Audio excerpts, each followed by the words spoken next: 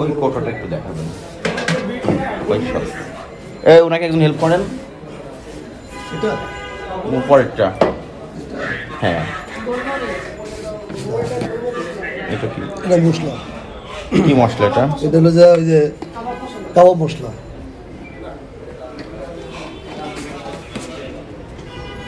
লবণটাকে আপনি কি লবণ ব্যবহার করেন? দেখাতে পারেননি প্যাকেট। এটা তো খোলা লবণ, বাংলা লবণ। এটাতে আয়োডিন নাই, মোটা লবণ। এটা আপনাকে আয়োডিন যুক্ত লবণ ব্যবহার করতে হবে খাবারে। এটা মোটা লবণ, ট্র্যাডিশনাল লবণ। এটা এটা অ্যাকচুয়ালি গবাদি পশুর খাওয়ার জন্য লবণ ব্যবহার করা হয়।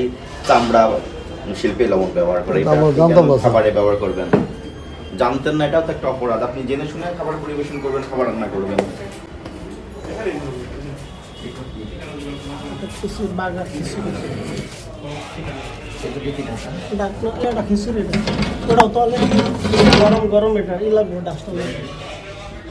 দেখুন, হোটেলটা কি আপনার না আপনি মালিক হিসেবে আছেন?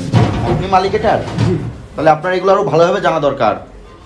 স্যার এই যে কয়েকদিন আগে ওই যে আপনার খাদ্য অধিদপ্তর থেকে 8-10 জন আসছে, ওনারা আমার খাওয়া টাওয়া সব পরীক্ষা টরীক্ষা করছে।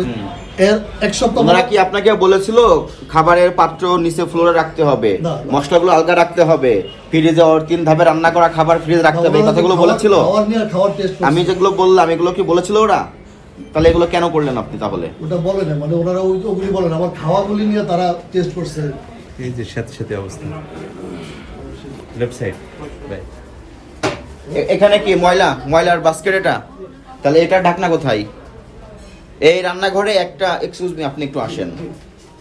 ময়লার বাস্কেট এটা, রান্নাঘরে যত উচ্ছিষ্ট থাকে এখানে আপনি ফেলে রাখেন।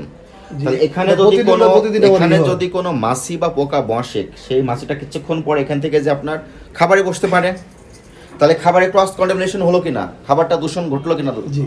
তাহলে আপনাকে এই জায়গাটা আরো পরিষ্কার পরিচ্ছন্ন রাখতে হবে।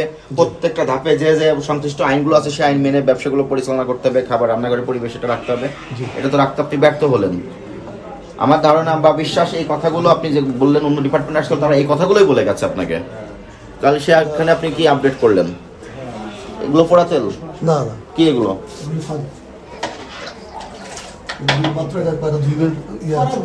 এটা ঢাকনা ব্যবহার করেন? জি আচ্ছা, এখন থেকে এটা ঢাকনা ব্যবহার করবেন। ঢাকনা দাও, ওই যে বড় জালি দাও, ওই জালিটা দাও।